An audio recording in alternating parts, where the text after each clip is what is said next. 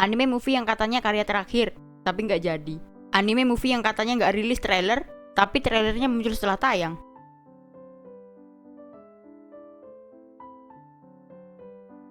Halo semuanya, gue Wajar Sueno. Kali ini gue akan membahas anime movie The Boy and the Heron, karya terakhir Hayao Miyazaki bersama Ghibli, tapi nggak jadi yang terakhir. Gue nggak ada masalah kalau jadi karya terakhir atau nggak jadi terakhir. Gue malah seneng karya Miyazaki Sensei lanjut lagi. Gue kurang tahu alasan dibalik nggak jadinya pensiunnya Hayao Miyazaki dan kenapa rilis trailernya setelah movie-nya tayang di bioskop. Tapi kepelin-pelanannya ini menurut gue kesannya nggak bagus. Gue kira akan jadi movie anime yang sukses dengan budget marketing dikit, cuma rilis cover filmnya doang dan paling menjual nama Hayao Miyazaki dengan portofolio bagus, dimana anime movie-nya pernah masuk Oscar, meraih penghargaan-penghargaan lainnya, dan selalu konsisten bagus, ikonik dan memorable di kepala penggemarnya. Tentu saja, itu semua diraih dengan bantuan tim di dalamnya dan juga studio Ghibli. Kasih tau gua kalau salah, sebelumnya title movie ini berjudul How Do You Live, terus diubah menjadi The Boy and the Heron. Lagi-lagi gua nggak tahu kenapa alasannya, dan gua juga emang nggak mencari tahu sih. Kembali ke pembahasan, selamat datang kembali Hayao Miyazaki bersama dengan anime movie-nya The Boy and the Heron yang menurut gue bagus tapi cukup nonton sekali aja.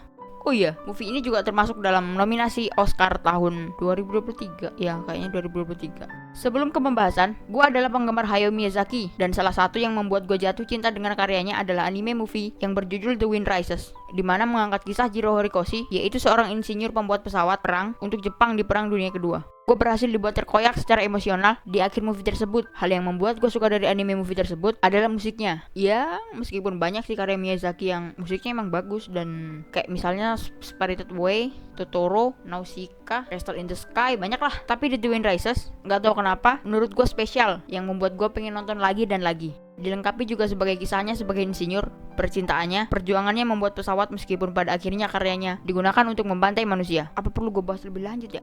Kalau sempat dah. The Boy and the Heron ini juga berlatar di Perang Dunia Kedua, tapi ada fantasinya.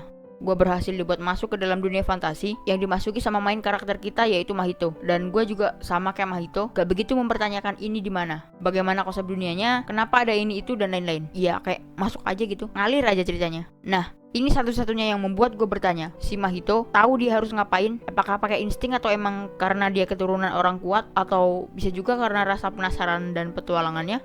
Gue sebut aja kakek buyutnya Mahito orang kuat yang mengendalikan keseimbangan semesta, realita dan waktu pakai mainan anak-anak. Dan herannya dia culun, gak bisa membuat keseimbangan di realita yang dia buat terus mau pensiun. Gue udah nebak nenek-nenek di rumahnya Natsuko atau ibu tirinya Mahito ada sesuatu dari mulai omongannya, perbuatannya, dan alasan mereka selalu membawa pemukul entah apapun itu pas Mahito hilang atau Natsuko hilang. Ya meskipun memang mungkin cuma buat jaga-jaga karena rumahnya di tepi hutan, tapi perilakunya yang jaga-jaga itu berarti sebelumnya udah pernah terjadi hal semacam itu dan ternyata benar ada sesuatu di bangunan dekat rumahnya Natsuko.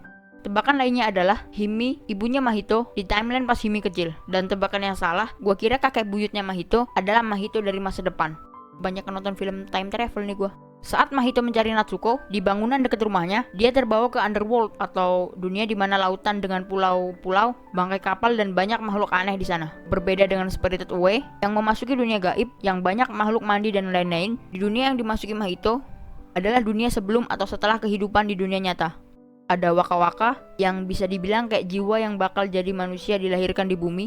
Ada orang-orang yang gak punya wujud manusia dan cuma kayak lendir hitam pakai baju, yang menurut gue ini orang yang sudah mati. Dan ada binatang-binatang yang lebih kayak burung yang kesulitan mendapatkan makanan di sana atau kehidupannya gak seimbang. Ini seharusnya tugas orang kuat tadi yang gak bisa dia penuhi. Dunia underworld ini memiliki peraturan-peraturan yang tidak tertulis, gak sengaja dilanggar Mahito, yaitu memasuki ruang persalinan Natsuko yang kemungkinan anaknya Natsuko akan dijadikan penerus kakek buyutnya tadi, dimana penerusnya harus dari garis keturunannya. Mahito lalu ditangkap bersama Himi. Himi diserahkan ke kakek buyutnya, atau kalau di Himi disebut pamannya. Dan konflik antara Mahito sama burung cangak abu dan burung parkit, karena yang digambarkan lucu sebagai burung, tapi ternyata pemakan segala.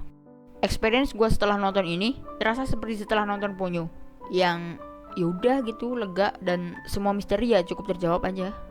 Penggambaran dan penganimasian Ghibli di sini menurut gua bagus. Ada beberapa hal yang menurut gua kayak 3D tapi bagus. Hampir nggak kelihatan 3D. Nggak tahu juga sih apakah itu 3D atau bukan. Bisa aja gua salah. Animasi Ghibli yang bahkan NPC aja dianimasikan cukup bagus, kayak penduduk sekitar atau orang-orang di jalan dianimasikan cukup niat.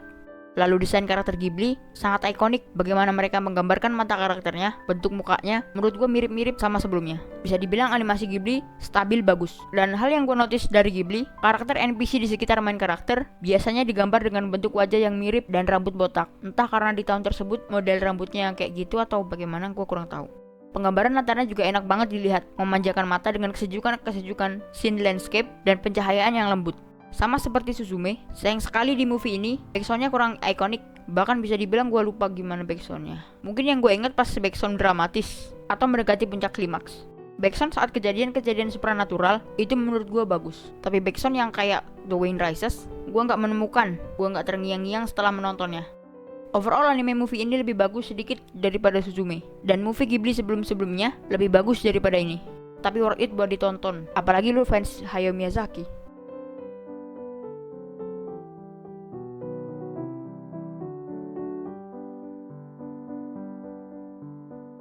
Oke, mungkin itu aja pembahasan gua kali ini. Sampai jumpa di video lainnya.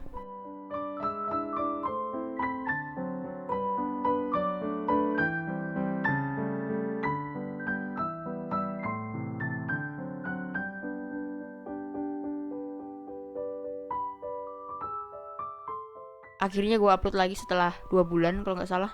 Gue sebenarnya udah nonton anime ini cukup lama. Gue juga udah nulis skripnya cukup lama.